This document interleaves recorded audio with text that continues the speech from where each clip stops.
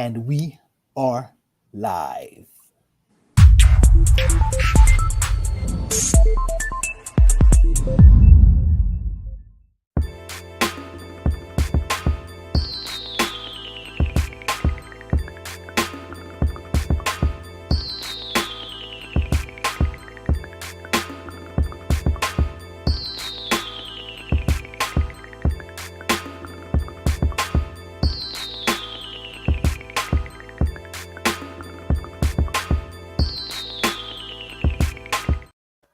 Greetings and salutations, Focuz Up family. Welcome to the April 6, 2024 installment of the Focuz Up Show. We thank you for tuning in with us live every Saturday morning at 9 a.m. on YouTube and various other platforms, or catching up with us on replay. We ask that you click that like, that subscribe, that bell, and share to support and maintain your weekly Focuz Up fix. I am Mr. Nice Guy, nice as in the word saint spelled backwards, and my co-hosts today are we got Brother Victor Freeman, author of the book Bowen. We have Brother Charles X, our resident minister of information. We have the lovely First Lady J. You're in a different position, so I didn't catch you first, so my bad. And then we got Mr. Floyd X. What up? Now we don't have Walk today. We're waiting to see. So maybe he'll show up, but host of Walk, that is host of Sex Talk with Walk on Thursdays, early Thursday at 9 p.m. And then we have the infamous El Poo is not here. Shout out to our brother. He's got business to do. So there ain't going to be no Spin That Back, but infamous El Poo, host of Spin That Back, Saturday at 10:30 a.m. So what's going on with you, Victor? Welcome to the show. Okay, again, I'm sorry. You know what? Sorry. Let's flip that back. Okay, you're not here, right? First Lady, and we do it late. First Lady, you first. How you doing today, First Lady? I'm well this morning. Thanks for asking. Hope all of you are doing well today too. Welcome back to the show, Victor Freeman. How are you doing, brother? Good morning to everyone. I'm doing well this morning. Looking forward to a really fun and engaging show. That's right. And also you've been and then the whole setup for that, that we got afterwards today, we got Sunday school on a Saturday at 10:30. So Brother Charles X, Victor Freeman, and myself, and I don't know if Mr. Floyd is going to pop in, but that's going to be a political show. We're not doing that here, but we're going to do that there at 10:30. Mm-hmm. So Brother Charles X, what's going on with you, brother? Looking sharp as ever. I appreciate you, brother, and just glad to be on the show and have some great dialogue with the family. Mr. Floyd X, what's going on with you, sir? What up? How you doing, man? I'm doing all right. Ready to get the show going. My mind is everywhere. I'm trying to focus in and zoom in so I could be show ready and get to speak on the topics we're speaking on. I'm trying to do other shit, but I'm going to be focused. I'm here. I'm ready to go. All right, let's get to the get. What we got up first in the news, First Lady J? We have Taiwan earthquake. The strongest earthquake in a quarter century rocked Taiwan Wednesday morning, initially killing 9 people, stranding dozens at quarries at a national park, and sending some residents scrambling out the windows of damaged buildings. The quake, which injured more than 1,000, struck before 8 a.m. and was centered off the coast of rural mountains Hualien County, where some buildings leaned at severe angles, their ground floors crushed. That stuff looks crazy. I mean, it looks like Inception or Doctor Strange. I mean, it's amazing. Only 10 deaths so far. I mean, that's almost like a minor miracle in itself. But this is a testament to just, nature will have its way. Terrible things will happen out the blue that people won't see. And, we root for people to have whatever victory they can have as far as beating this. There's a lot of people that are still, I think, that are still trapped. So our prayers to them and to their family, and we're rooting for you, and that's what's up. Somebody else got something to say about this? Yeah, let me speak on it. Normally my religious families, when the earthquake happened, everybody starts saying it's the end times. They got earthquakes in Taiwan and New Jersey and Northern California. The end times are near. Yeah, I always think about what the people thought in Pompeii when those volcanoes were going off and stuff like that. They would have had to have seen this. I mean, it was Armageddon for them. But I know you got something to say about this, Brother Charles X. Yes, sir. I mean, I'll horseback on what the brother just said, and that is first of all, let me touch on something you said, Brother Nice, is that the reason why the casualties are so low is because Taiwan uses a robust early warning system, and they have a lot of modern seismic building codes there, unlike what we have necessarily here inside of America. So that definitely helped in terms of the casualties. And then as far as the end times goes and whatnot, the big thing that's happening this week, of course, that this seems like to be a prelude, for some, is the eclipse. There's a lot of talk regarding that, and what might happen, pre or post, the eclipse, happening, this Monday, CERN, NASA, different tests that are going on. I'm gonna give a shout out to Brother Yusuf real quick, because honestly, I was strongly considering heading out to the bug out spot, just to play it safe, and be out the way, for some of these situations. But there's a lot of things going on in the world right now. That's what's up. So on to the next news topic. What do we got up next, First Lady? Next in the news, we have Vontae Davis. Former Miami Dolphins and Indianapolis Colts cornerback Vontae Davis was found dead in his South Florida home on Monday, but police say no foul play is suspected. Police in the Fort Lauderdale suburb of Davie said they responded to a medical emergency at Davis' home Monday morning, but the 35-year-old was dead when officers arrived. No cause of death has been released pending autopsy results. Now, this brother, he left the game on top of his game. He left early, being conscious of the fact that people are having all these CTE complications. And I mean, this kind of came out of the blue. I didn't know that, Vernon Davis was his brother, the great San Francisco 49er tight end who was like a blazing, speedy, humongous tight end. So obviously they had great genetics in their family, because Vontae was an amazing shutdown corner.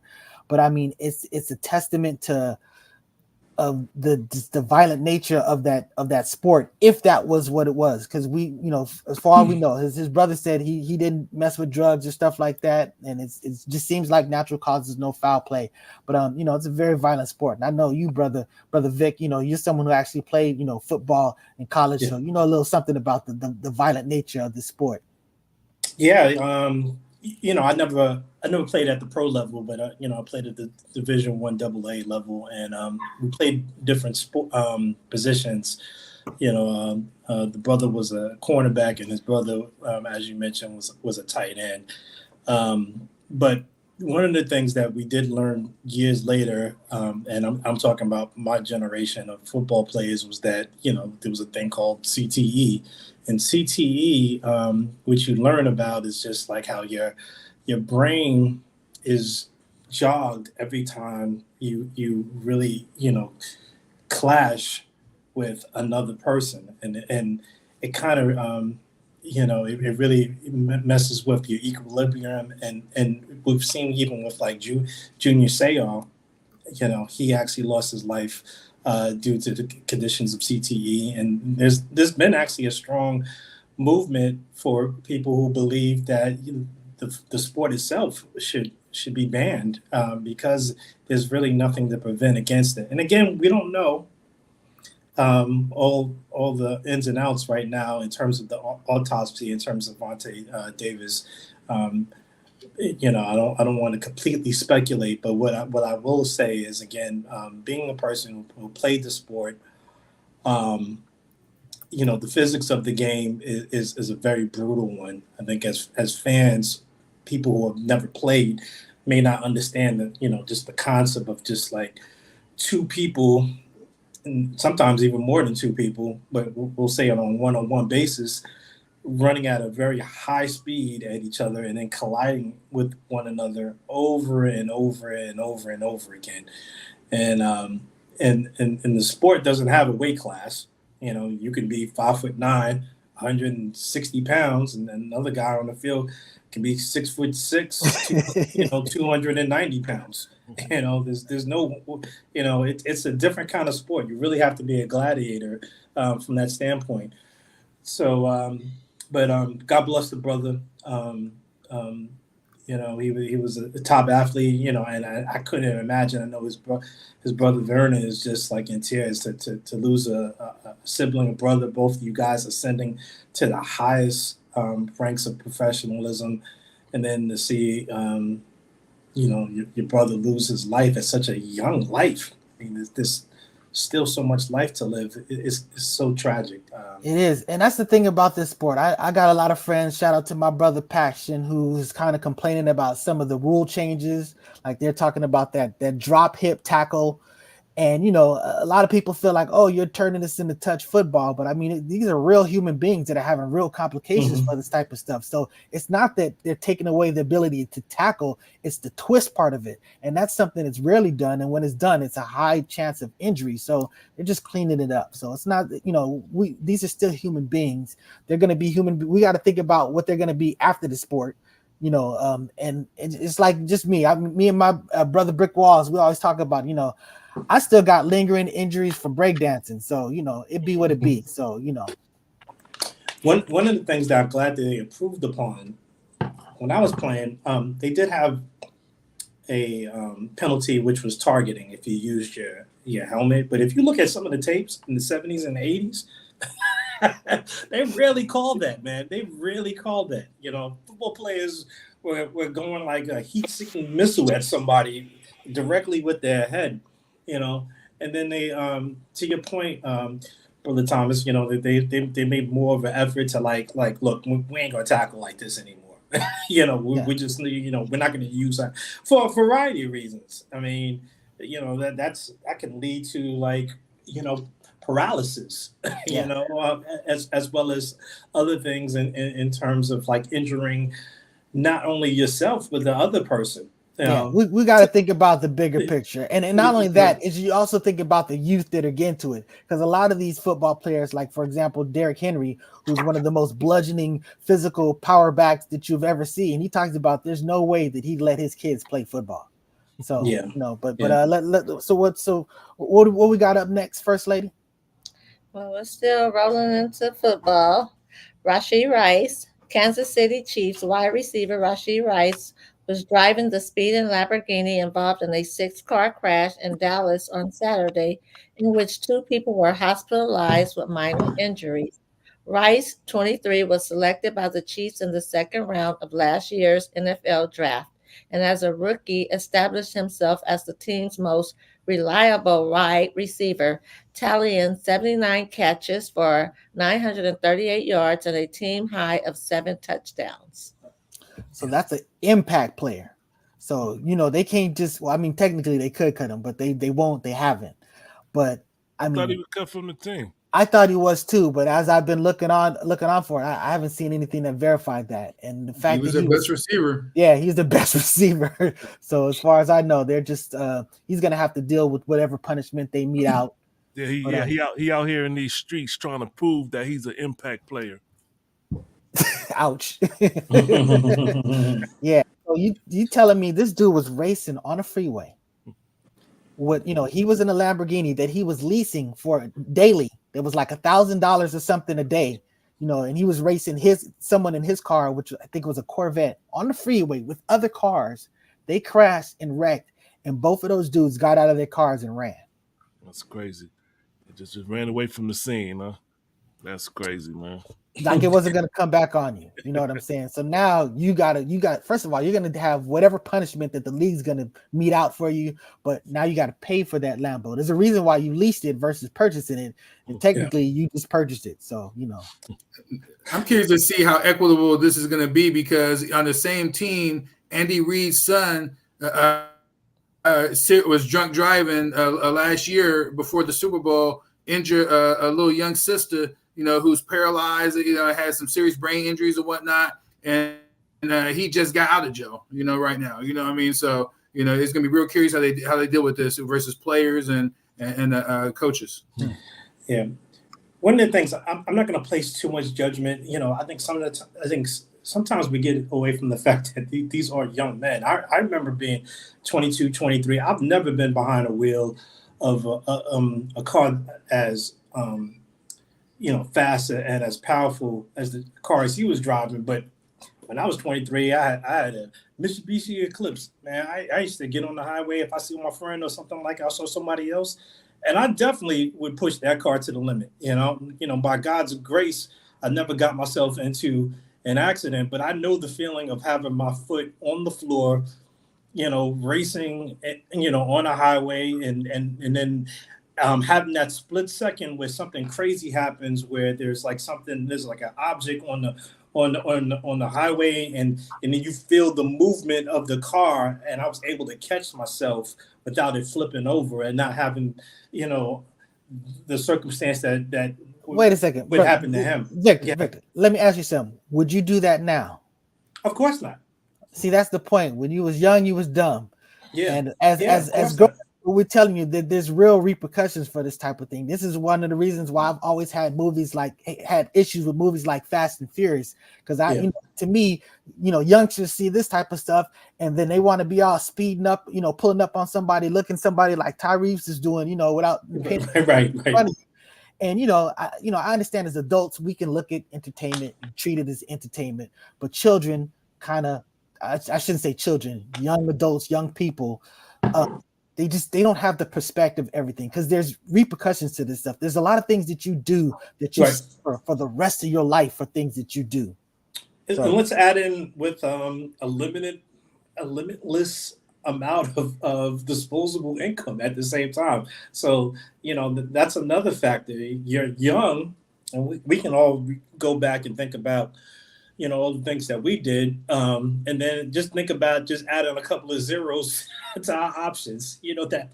That's a whole different ball game. That's a whole different ballpark. And if you don't have like that father, that mother, or whoever, a good support system that really grounds you, now you're a complete loose cannon, being a young person with, a lot of money at your disposal, to really kind of make these erroneous young decisions. Well, like our brother Charles X had mentioned in the pre-show, when we talk about what happened with the Raider receiver, I forgot what his name was, but this dude was speeding, and he killed that lady and her dog, and he split the car in half. And this dude was he was a top prospect, a burner, fast dude. He had a whole future in front of him, and threw all that away with this. So you got to understand, there are consequences and repercussions to the things that you do. So it's just not okay that you weren't smart enough, or that you just weren't whatever. Just the bottom line is you look like you about to say something, Mr. Floyd X. You about to say something? The brother name was Henry Ruggs III, and he got 3 to 10 years in prison for the fatal DUI crash in Las Vegas. And kicked out of the league. And this is at the very beginning. So you understand this is what you're risking. So again, I'm not going to say that when I was young, I didn't do something stupid. Shout out to my brother, Mark Cordova. I remember he was in his sister's car and I was in my car, and we raced for about like the width of like the starting of when the light turned to, it was probably about 5 car lengths. And he ended up crashing and running in the back of somebody. So again, that was that dumb stuff. But again, there's repercussions to this. So it's not an excuse. Just because I did something dumb doesn't make it not dumb. It was dumb for me too. So and these people do dumb with even greater repercussions. So we just got to understand. Cool. What you got up next, First Lady J? California's $20 minimum wage hike. The new minimum wage law in California has set a $20 per hour minimum wage for fast food workers that has led to price increases in many chains to offset the higher labor costs. The law applies to restaurants offering limited or no table service and which are part of a national chain with at least 60 establishments nationwide. Now, as I understand it, there's some other triggers as far as, if you make your own bread, like Panera Bread, they don't fall within this category to do this. But I went to In-N-Out yesterday to do some research on this, and my double single with fries, light salt, and the root beer no ice cost like about 60 cents more. So 60 cents more. I understand that stuff adds up, but for the sake of someone getting a living wage of $20 an hour, I'm all for it. That's where I stand on this issue. What do you got to say about this, First Lady J? What do you think about this? I understand the cost of living is ridiculous in California now. I do think it's kind of unfair to employers to a degree because it really affects everybody in the long run. It affects us customers who have to pay if we want the food, the hike in the food. And you have some restaurants that's really not making that much money. You know, you're lucky if some make $800 a day. So it's kind of like a catch-22 for me. Of course, I want the workers to get paid because of the cost of living. But at the same time, it hurts us and it hurts the employer if they're not doing well. And I hate the fact that Panera Bread gets out of it because of his friend. Ouch. Brother Charles, actually, you got something to say about this? Yeah, the main thing I would say is that during the COVID, challenges that were hitting in the United States, that fast food workers were deemed to be essential workers, and they were out there working hard every single day, being exposed to various people coming through the drive-through.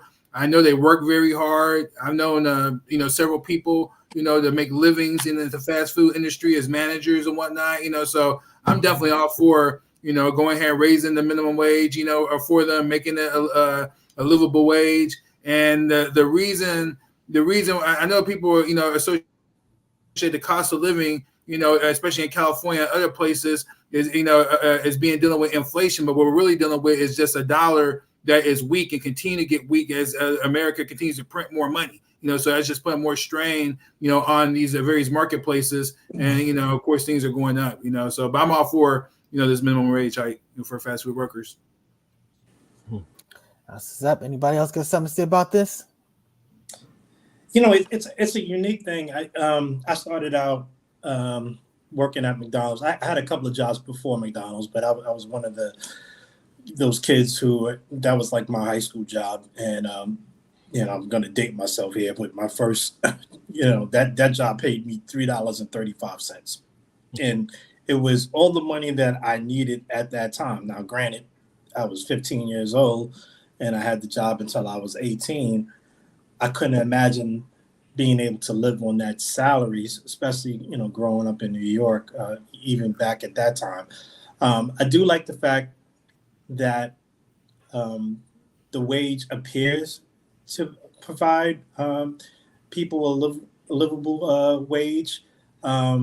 But I also think about the fact that there are people that are scraping literally, pennies and nickels together to have something as simple as a fast food meal. Unfortunately, healthier options tend to be more expensive. So if you go to a restaurant and you fast food particularly, and you're looking at the dollar menu, it's no longer the dollar menu now. It sounds probably like the $2 or $3 menu. I think for us, that may be like, well, it's just another dollar. For somebody else, that can really be, a big deal. So I'm trying to be sensitive to both sides of that, especially since it is typically in the fast food world. If you got a job like that, it typically is like a job in which you're starting off. It's not really considered like it's not your career. I understand. It's not a career position. So those are my thoughts. It's a little mixed from that standpoint. Our brother Joseph says automation will hurt the employees. More job cuts. Exactly. He's not lying about that, because more and more, with the AI revolution, there's more jobs that are absolutely going to be eliminated, in particular in fast food. They'll always need a manager. The manager get paid very well. But, honestly, if people are being discouraged by buying and picking up fast food, I think they're doing you a favor. You know what I'm saying? There's been plenty of studies that showing just how unhealthy this food is, and for people, who are ignorant that just keep buying it just because, they don't want to eat more healthy, because it doesn't have to be more expensive to eat healthy, but if you're looking for fast and convenience, you know what I mean, then absolutely, you're going to turn to fast food, and people are dying behind these health decisions. You just touched on something with the automation side of things. With things like minimum wage being up to 20, you're going to see more situations where people are being pushed out. Look at it right now. How many times do you go to like a supermarket? I was just at the airport the other day. You can't even get somebody who's a cashier. They expect you to do it. So that's a job that's getting phased out. Just a cashier standpoint. As soon as they figure out how to make the food without a person, forget it. So they got that burger flipper machine. They got the machine that's doing that already. So, but you also got to think about this. I understand that a lot of these jobs will be replaced by AI or by automation. This will also create an opportunity for people to go into a different sector of working. I know that in the legal community, you used to have a lot of people that were doing all the physical filing and all this type of stuff, but pretty much all the courts are using electronic filing. That impacted that industry, but the bottom line is then it sort of forced them into a different lane because you're still having to serve in person. So, some of this stuff just naturally puts us in a different direction. What we need to be doing is developing these technological skills, these technological trades. So we're the ones that are working and servicing this AI and these robots and these machinery and stuff like that. So it'll be a function of evolving to where business takes us. So I would say the same is true now. Like the people have the opportunity to get a more high-skilled jobs if you put in the work. But if you are relying on low-skilled labor jobs, then those are being eliminated, and there's going to be less jobs and more jobs, so there's already, not necessarily enough jobs for, many people inside the United States. And when you factor in immigration, coming in, and then of course the automation we just spoke about, it just translates to less jobs. So you definitely have to step your game up if you want to, put food on the table. No doubt about it. So let me take this opportunity to welcome in. Oh yeah, that was a great point. Brother Yusef White, all Dollar Trees are closing. Not only that, but also the 99 stores, so they're all of them are closing. So it's a sign of the times, and that type of stuff would probably hurt seniors the most because they rely on going into those little stores to get that type of stuff, whereas younger people are probably more accustomed to Amazon and this, that, and the other. But welcome to the show, Brother Walk. What up, everybody? All right, so this is probably a good time to transition to I guess the commercials before we go on the topics. You want to just jump right to the first topic? Let's throw some commercials out there real quick.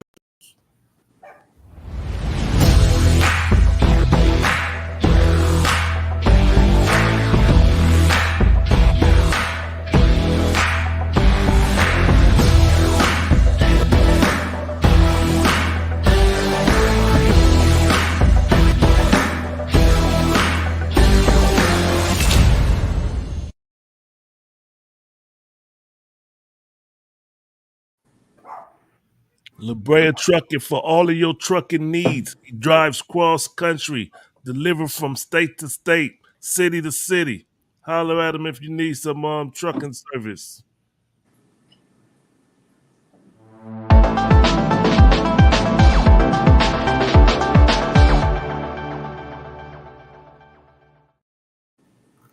That was me on the Focus Up Show. Watch the Focus Up Show every Saturday at 9 a.m. If you want to hear me blow my brain and hear Mr. Nice Guy going in and Brother Charles dropping the facts, the First Lady coming with the news, and we got our special guest, Mr. Victor Freeman, the Vigilante. Come tune in every Saturday at 9 a.m.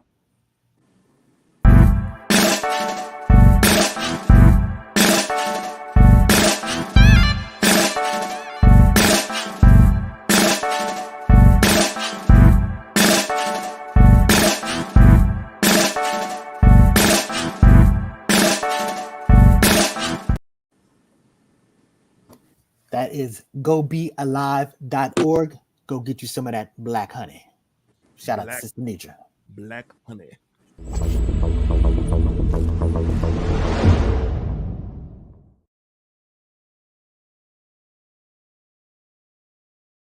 Holler at Muhammad's Meat. If you want some halal meat, holler at the brother. There's hand slaughtered meat. Holler at the brother. And also, let me just show this logo too. That's his other logo. Halal meat. Meats and dessert. Meals and dessert. Meats and dessert. Yes, yes. That's a combination. Yes, sir. What that got?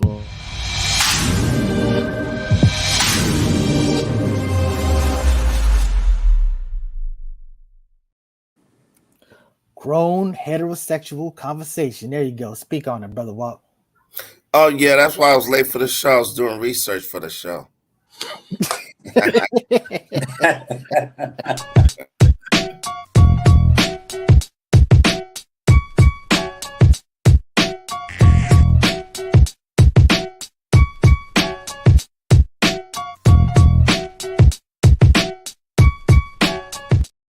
Fastest growing show on the Focus Up Network.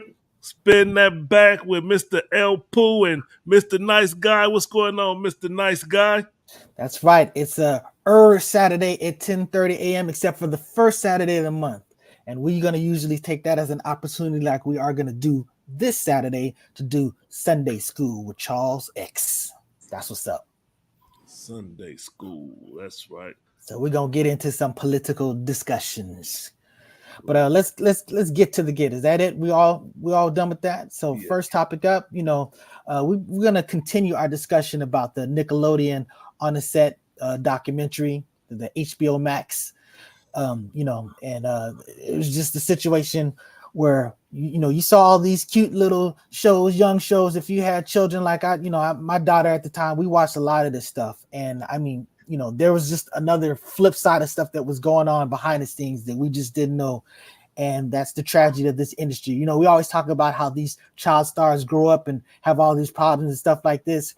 This is one of the situations where being the child star, they were having all these problems as a child star. So, it's a tragic situation.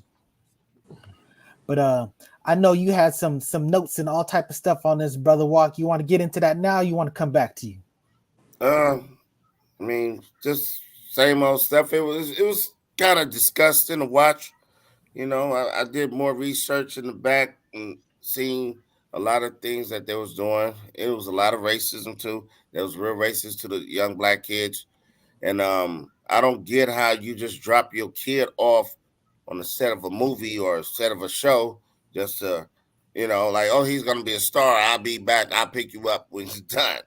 I wouldn't leave the set. I'm not leaving. I'm not going nowhere. And then they had a lot of instances with that certain young lady. I forget her name. Amanda Bynes? Yes. Is that her name? Yep. That's Amanda Bynes. Yeah. Yeah.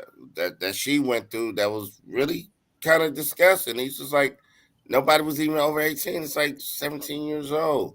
It's, yes, it's kind of a messed up situation. But later premise for the show, like, y'all, I know y'all got more on that. For real. So, and Amanda Bynes, this was a sister that had some further complications in her adulthood. She's had some issues, but I'm rooting for the sister. I mean, I thought she was a funny kid. I didn't watch the Grown Up show that she had because I really didn't follow TV too much, but I tend to root for people just in general, and I'm definitely rooting for her. But when you see all the stuff that goes on, especially like with Drake, I apologize. I'm pretty sure it was Drake, that one. That situation really got me worked up. Because not only did they not protect this dude, I mean, there was a lot of effort done to counter it. Because when the father was the manager, he was protecting. When something was funny, when someone's touching him, someone's talking a certain way, whatever, he was on top of it. Just like how Walk was talking about, if your kid is there, you need to be there. He had his hands in everything, and to an extent that they felt like, there goes his father inserting himself in the situation. But the bottom line is, the parent, you got to do what you got to do. Then they went and finagled his mom to be like, hey, yo, his pops is going to end up getting him, mess up his fame and his opportunity. You might want to jump in this. So they put pressure on him, and then Drake put pressure on the mama, and the mama put pressure on the father, and they basically ousted the father. And once the mother ended up being the manager, all type of hell stuff happened. He ended up leaving this dude over this suspect ass guy's house to stay overnight. And this dude was just molesting them. I mean, you're talking about Yeah, just I hate to go into the details, but the worst things a man can do to a boy, that's what he was doing, and he was doing over a stretch of time. I mean, he was talking about how when he finally was hanging out with his girlfriend, he didn't want to leave. And when the dude was calling, like, hey, you need to, he's calling, he's at his girlfriend's house, and the mother's like, hey, this dude keeps calling, and he won't take the phone, and he's just calling over somebody's house, which is extremely disrespectful. But she just is like, as a mother, she's like, hold up, my instincts are going off. Is there something going on here? You need to talk about it, whatever. And I don't think he took that quite opportunity, that lifeline that she did. But I mean, ultimately it got exposed. And I mean, it was just a terrible thing. Go ahead. That was an aware parent, and she was paying attention, and she knew the signs of somebody repeatedly calling you like they were so infatuated and obsessed with you, and she was able to catch that, and she called it out. So I must shout out to that mother. We're very glad. You got to be mindful, especially if you're watching other people's children. You got to be aware of what's going on and pay attention to your children out there. Yeah.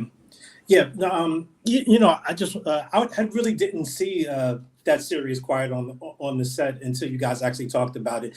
So I actually I watched a couple of episodes last week, and then it just really registered in my mind, just that whole period with Nickelodeon. Fortunately, my children weren't into Nickelodeon, and I think the most disturbing thing about me watching the series was that a lot of the content that they have was like, some extreme, pedophilia, sexual fantasies that they just were playing out right in front of the world to see. And then they did it underneath the guise that this was geared towards children. That for me was the most disturbing factor. The other points of of the children being exposed on set to other pedophiles, and the things parents will do just for to make sure that they have children in the industry. I mean, we've seen this over and over again. It's not surprising to me, but it's also just really sad, just like how somebody can really just take advantage of people in such a fashion, children and adults, and just get away with it right in front of our face, and no one really being taking them to the task. We saw pedophilia, we saw racism, we even saw sexism. He wasn't even paying his women writers the same as the male writers, outright telling them that he's going to pay them half versus what he was paying the men. It was really extreme. I was so...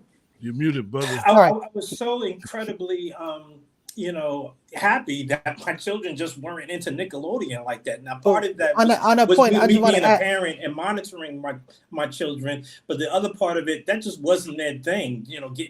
Watching program with, things oozing on top of you and holding pickles in front of you, and there's a Mr. Potato. That was like extreme. I was looking at this and I'm like, thank God I my children weren't into this. But you bring up Vic, you bring up a great point when you talk about the sexism. What was crazy to me is he actually admitted.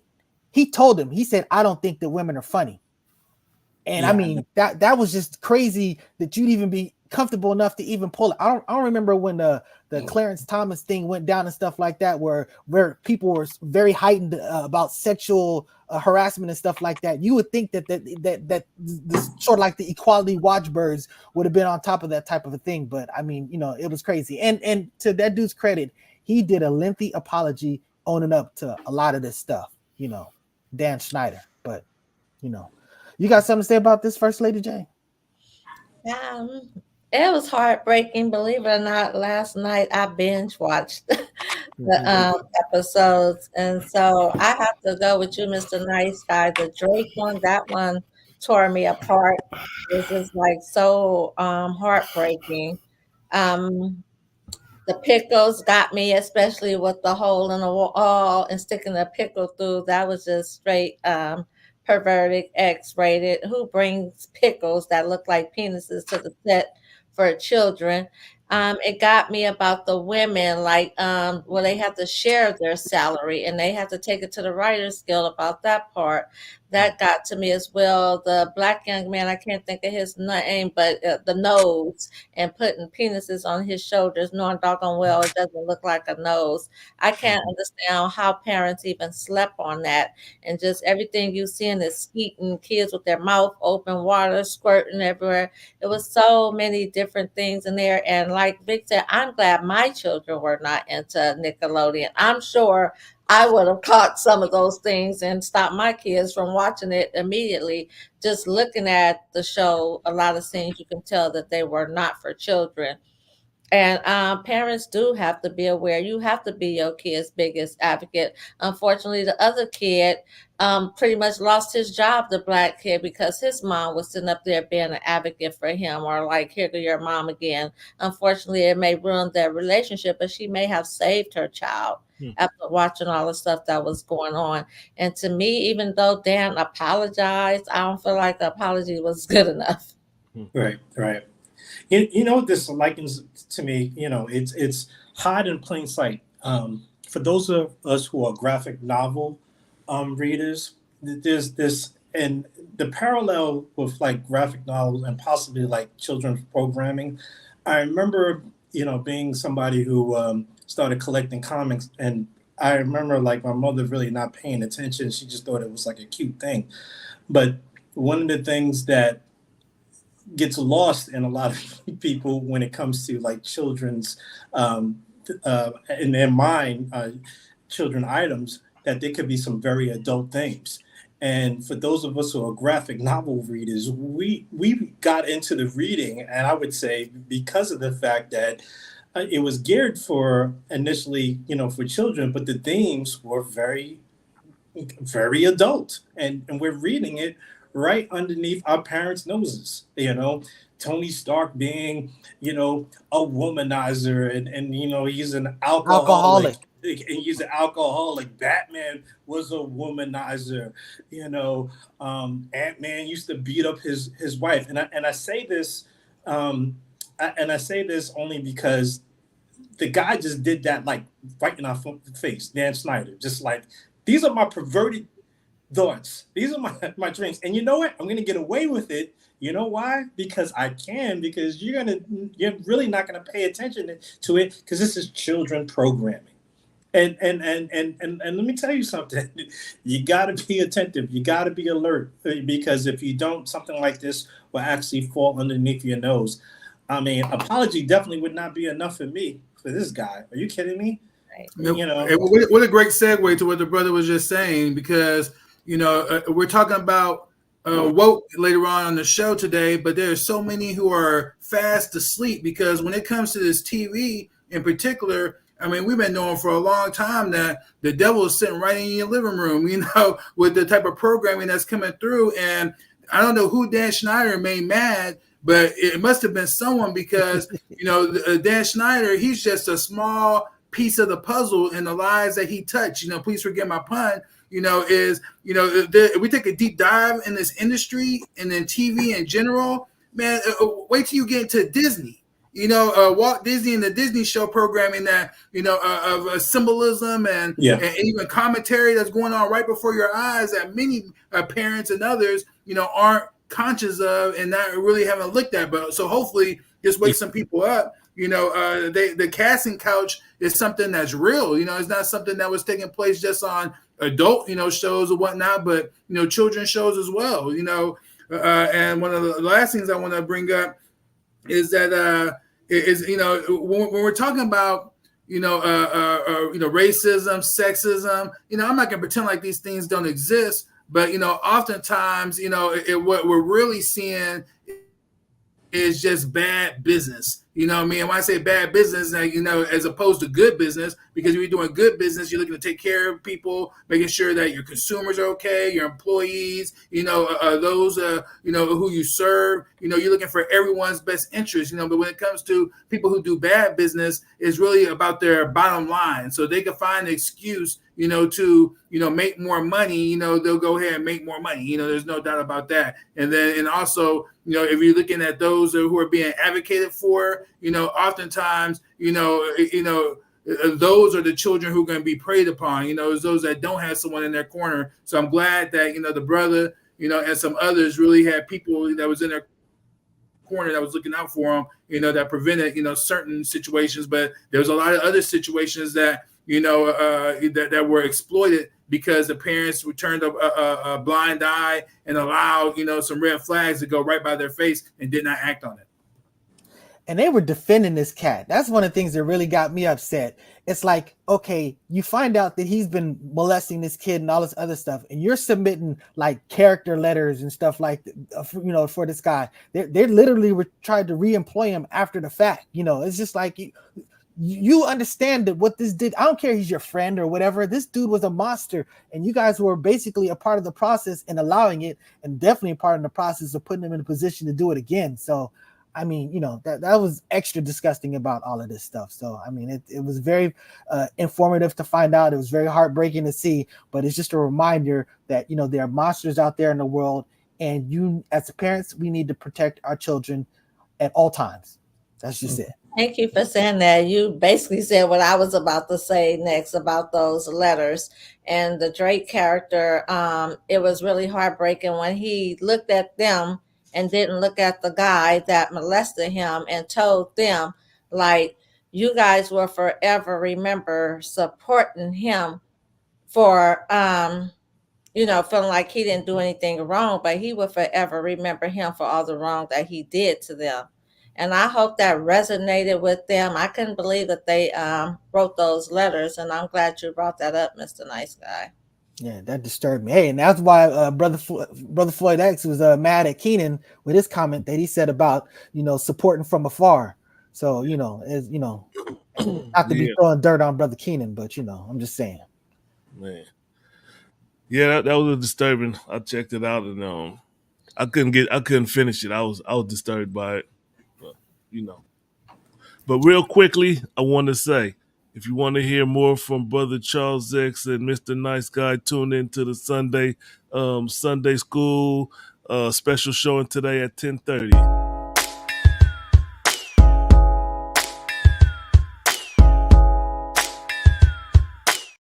It's just a little intro there. Uh-oh. I like that, brother. I like that. Thank you, sir. Yes, sir. Nice. So we want to pivot to the next topic. Ain't we lucky we got them? Yeah. So, good times. When I first heard about them potentially doing an animated Good Time show, I was very worked up with the prospect of it. Even the players that I knew that were involved with it, I was very, very interested to see where they were going to go.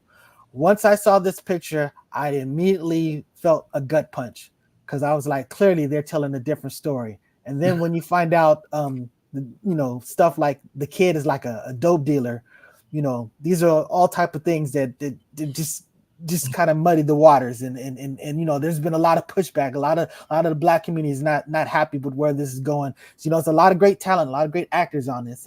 And just so you know, this was Steph Curry as the executive producer. So this is some light-skinned shenanigans going on behind the scenes. Speak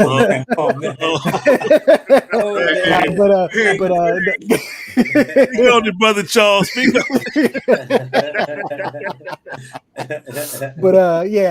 it. We'll see how this is. I think I have an interesting take on it that I want to give afterwards. But who wants to come up first and step about what they feel? You know what, Brother Walk? Let me give you the floor. How do you feel? I know you've seen this thing. You think it looks? I mean, it's just totally disgusting. They basically are smearing the great TV show, which was actually Good Times, that taught you about honor, respect, how to obey your parents and listen to your family. Michael, a young kid growing up in the ghetto, smart as hell, but now he's a baby drug dealer. You know what I'm saying? And JJ, who was an artist trying to make it in the hood, and now he's just a buffoon clown. I said, concentrate orange juice. That's why I'm looking at it. The joke's not even funny. It's just totally disgusting. And then Thelma, she got boyfriends, and they just flipped it. And James Evans, he's like a hustler, lone pool shark, just trying to get money, and he was a hardworking man on the original show. It's just a flip. And then I don't know how it got to be more to it with the light-skinned brother Steph Curry involved in this. Like his name is on there though. His name is on there. Now it I gotta do need be something. I do got to point out. So this is not that same family. This is taking place. It's supposed to take place in the same apartment, but this is further generations down in the Evans. So it is the Evans family, but not the Evans family that we grew up with. These are descendants of them in a more modern time. So that's the backdrop. Even worse, then. Even worse. Two, three generations in the same projects. You also got to consider the premise from the show. Before that, there was the Cosby Show. You know, it was good times for those of us who are in that age range. This was the most realistic and also representation of a strong, mother-father household. Regardless of the circumstances, you saw a strong Black male, strong mother. Then just how everybody's kind of breaking down the characters. If they want to bring it to, the current day, that should be the foundation of it as well. I'm really surprised. I really like Steph Curry, not because he's a great basketball player, but because he's light skinned too, like myself. So he's making it bad for us light skinned brothers. I can't begin to. I have to believe that he just signed on that. I can't believe that he was a part of the producing of it. He comes across as a very likable, as well as somebody who's familiar with his background, as well as the people that are fans of his. But the show itself is a poor representation of what Good Times is. And again, for all of us, it's a staple of Black culture. I mean, who doesn't remember when Penny, got the iron to the back? Or when James died. I mean, we all talk about that. We all talk about that. It doesn't matter whether we in Cali, New York, Houston, Chicago. Hey, it doesn't matter. That was good times for us. Michael talked about Farrakhan. I know. He quoted. You got to get that right. On the show. You got to get this show right. You can't misrepresentate this. Something that was such dear to our hearts to where it is right now. I'm really disappointed by it. I know it's hard out there for a lot of Black actors to catch roles, but I'm surprised that the cast lineup, people that signed on to the show, was disappointed. I know like JB Smooth signed on to this, Marcy Martin, I don't know who that is, but Jay Farrell and also Slink Johnson, dude from the Black Jesus, signed on to it. I'm just like, why would y'all sign on and want to be a part of this thing or this show here? First Lady J, you got something to say about this? I'm gonna say all money is not good money. Right. I feel like they're just using another reason to stereotype us Black people. And director, when I saw the blonde hair character lady, I was just thrown back. I feel like if you're gonna make it good times, at least act like the Jefferson Show, where they moved on up, where they did better. And I understand that it's a different generation, but like Walk said, that makes it even worse. That makes it seem like history is just repeating itself instead of showing that we can do better. Blacks can elevate. That's not what Blacks are about, just being in the hood and a baby selling drugs and stuff. It's just so disappointing. Even with the names that are behind this, it's sad. It makes me wonder about your character. What do you really think about Blacks in whole? Brother Charles X. Go ahead. What were you about to say? No, let Brother Charles X go ahead. Go, brother. Yes, sir. I mean, the only thing I have to say, just to echo the sentiments that everyone else has expressed, what Good Times meant, to the community. Unfortunately, we're just seeing, as a community that we're adopting we're not adopting, I should say, best practices, which is why we find ourselves in the situation and conditions that we're in.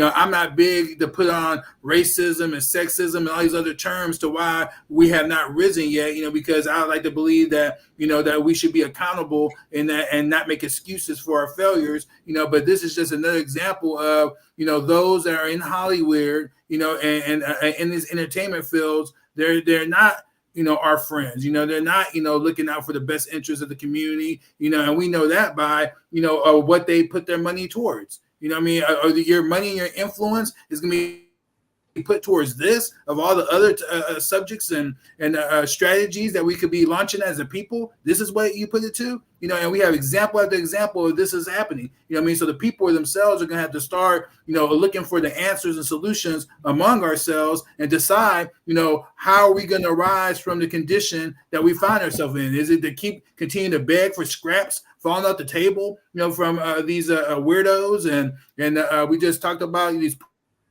perverts and whatnot? Or are we going to start looking at what are best practices inside our community, and how do we show Black excellence instead of this inferiority and allowing others to dictate and display, and still, our real culture?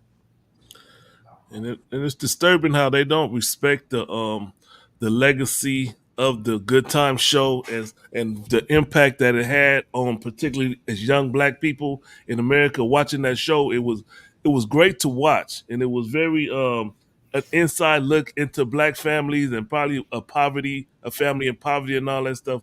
But to associate this stuff with that show, this ratchetness and buffoonery is very disappointing. Like, if they took the jokes and put them in a different context and didn't associate it with it, it might have been funny. Like, for example, I saw one episode or a scene where it was little baby in the car, the baby in the car, and baby from Cash Money. They drive up and they gunning for the other baby, talking about it's too many babies in around here. One of them got to go, and they shooting at the baby drug dealer. Now, if that was in a different context and nothing to do with the Good Times, that might have been funny for some little small time TV or YouTube skit. But to put that on the level of Good Times, that's where the insult comes in for me, particularly. Hey, I hear what you're saying, and how I would counter that to say that, look, we haven't seen it yet, and we got to see exactly how it plays out. A lot of this uproar reminds me about the uproar that was happening with Blackish before it dropped. And ultimately, Blackish just sort of like knocked it out the park. Not every single show has to represent the best of Blackness. Sometimes you shine the light on something that's the exception. That's some diversion. I mean, we can look at Family Guy, and it's not an issue of that these represent white people. They represent this fictional family. That kid is a killer, a monster, et cetera, et cetera. But I mean, it's the context of that joke. So I mean, I get it. I understand why it's so when things are so dear to us, they have a different place.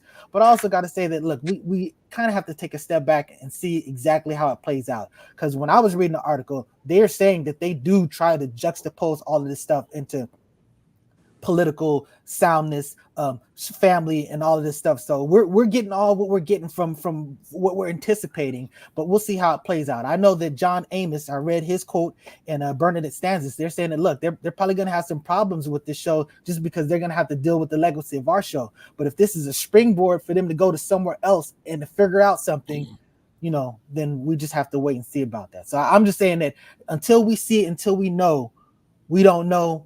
But again, not every single thing has to represent the best of us. We should be able to look at something and be able to see that and go, yeah, they messed up over there. That's the reason why people watch Jerry Springer. They don't watch Jerry Springer because that's the best of humanity. They watch it because it was the worst of humanity. So try to keep everything in its context. Yep. Hey, real quick, I want to just give a shout out to our brother Joseph. Thank you for watching the show, brother. He said, some more liberal BS. This is how liberals push us to the world. And then he also says, Yes, sir. Projecting physiological demoralizing agenda on our people. And then shout out to Nicolette Freeman at Vigilante Dog, facts only. So thank all of y'all who are watching the show. We greatly appreciate it. Anything else? Yeah, it's no way around. Wait. Go ahead, Walt. Don't be scared because we're looking at the time. Nobody want to say nothing. All right, go ahead, Walt. Go ahead. I want to push back on a little bit what Nice Guy say. Like, we sing what we sing. Even we don't got to watch the episodes. We don't got to see the show. I don't think the show even aired yet. Who cares? It's a baby drug dealer. That ain't a black baby drug dealer. They had a showing that it was shooting across from apartment complex to another. That ain't funny. They playing it light on the violence that's going on in Chicago. Real lives are being lost, and they making like a joke of it. It's the same thing that sort of academics did, how he got his whole career started. It's just playing on these deaths and lies like it's a joke and making little comical skits about it. It's not funny. Hey, did you ever see that Chappelle Killing them softly? Well, where he's talking about the baby selling drugs? Killing them softly. Was that funny? See, that was a different context, and a stand-up is a different context. He was telling jokes on stage, and I think that's why, for me, to connect it to Good Times is a bad move. Connected to Good Times is a completely different argument, but I'm just talking about, because this is one thing that gets me when people say this stuff. I think about the Boondocks, and a lot of black people love the Boondocks. They thought it was hilarious and stuff like that. And I'm gonna tell you, I'm not gonna pretend like I didn't laugh at it, but I hated it. The reason why I hated the Boondocks because every single character on that show was a terrible character, except for one person. This was a whole black world where the only sensible black person was a kid, Huey. So why do you think it went over black people? I mean, because again, as an adult, I can look at something that's like making fun of black people and being ridiculous and still find humor in it as an adult. You know what I'm saying? I'm just saying that I can still process something. It's just like, for example, as a hip hopper, there's a lot of music that I love from my era that's just talking ignorant stuff, you know, talking about killing people and talking about all this other stuff. I don't embrace that. I'm not okay with that, but I still can appreciate the artistry of the music and of the song and still isolate the fact that, yeah, that's some ignorant type stuff, but you know, that's just not where I'm at. But I can still appreciate the humor of it. I've seen white people do stuff that's offensive that, you know, like, for example, I don't know if I want to admit this on live TV. I mean, I've never done it before, but I'll just tell you that Django, to me, this was a violation. And I feel like Quentin Tarantino crossed lines that he absolutely had no right to cross. That said, I probably watched that movie about 20 times. You know what I'm saying? Me and my wife, you know, I got like a bootleg. We would, every time someone would come over the house, be like, oh, you seem to cue it up. You know what I'm saying? And stuff like that. And it's just like on an island, you can appreciate some of the things that go on, but you can still be conscious and be like, yeah, but you know, this is some ignorant type stuff. And yo, white boy, you way too comfortable with, you know, in nigga, you know what I'm saying? So it's just that type of situation. So I'm just saying that human beings are complex. We're able to criticize this and say that this is terrible, but on the other hand, we're able to laugh at something to go, well, you know, that is kind of funny. Dark humor. That's what dark humor is. One more thing I wanted to say about it was